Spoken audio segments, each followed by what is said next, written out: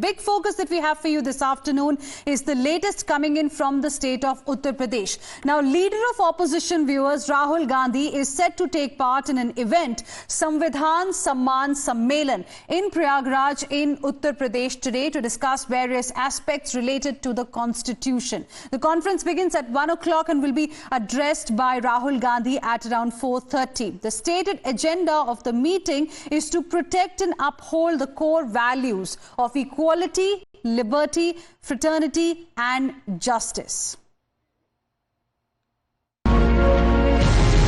कोई शक्ति इसको बदल नहीं सकती। हम देखेंगे ये संविधान कैसे बदला जाता है। ये कोई मामूली किताब नहीं है, ये गरीबों का हथियार है, पिछड़ों की, दलितों की, आदिवासियों की आवाज है, उनके दिल की धड़कन है, उनके अधिकार ये कॉन्स्टिट्यूशन उनको देता है। नरेंद्र मोदी जी चाहते हैं बिना इस किताब के राज चले। देश की आत्मा पर आक्रमण कर रहे हैं और संविधान को खत्म करने की कोशिश कर रहे हैं। कोई शक्ति इसको बदल नहीं सकती। हम देखेंगे ये संविधान कैसे बदला जाता है। इस किताब को हम कभी नहीं खत्म होने देंगे। इस किताब के लिए हम जान देने को तैयार हैं। Now, viewers, Congress party has been alleging that the BJP is out to destroy the constitution, and that is why such initiatives are imperative. Its ally in Uttar Pradesh, Samajwadi Party, is all in support, but BJP is quick to remind the grand old party of its own transgressions in the past. Listen in. देखिए, जब से Bharatiya Janata party सत्ता में आई है, इनका प्रयास है देश के संविधान को बदलो, संविधान को खत्म करो, देश में आरक्षण को खत्म करो। और समाजवादी पार्टी, इंडिया गठबंधन और इंडिया गठबंधन के तमाम दल जो संविधान और लोकतंत्र की लड़ाई लड़ते आए हैं, मुझे लगता है उसी सिलसिले में ये एक सम्मेलन होने जा रहा है जो स्वागत योग्य है। समाजवादी पार्टी इसका स्वागत करती है और पूरा सहयोग ऐसे कार्यक्रमों में करेगी।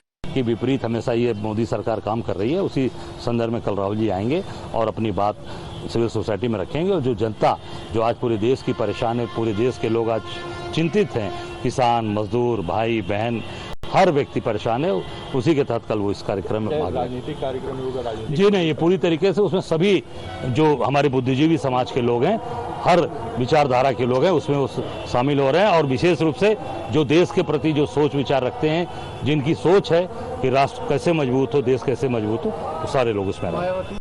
देखिए, कांग्रेस नेता राहुल गांधी द्वारा संविधान सम्मेलन करना या संविधान की बातें करना पूरी तरह से बेईमानी है। कांग्रेस के शासनकाल में जिस तरह से संविधान का माहौल उड़ा और जिस तरह से संविधान की धज्जियां उखेड़ी गई, ये किसी से छिपा नहीं है। माननीय नरेंद्र मोदी जी के नेतृत्व में संविधान की न केवल गरिमा हुई है, वरन लोकतंत्र मजबूत हुआ है।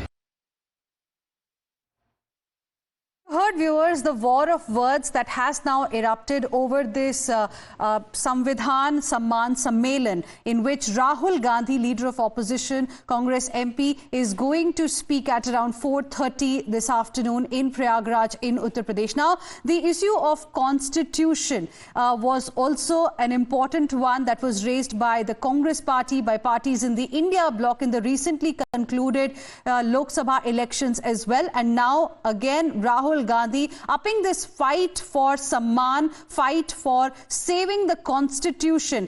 His comments today are going to be keenly watched as well. And we've already seen how this has become a political fight already. We heard from various political parties and how BJP also in a way has targeted Rahul Gandhi, and clearly saying that it's totally unfair that Congress and its leaders are now talking about constitution. During their regime, they used to play with the constitution, and now people know who is the real savior of the constitution. Democracy has become strong under the leadership of Prime Minister Modi. That's the comment coming in from the BJP.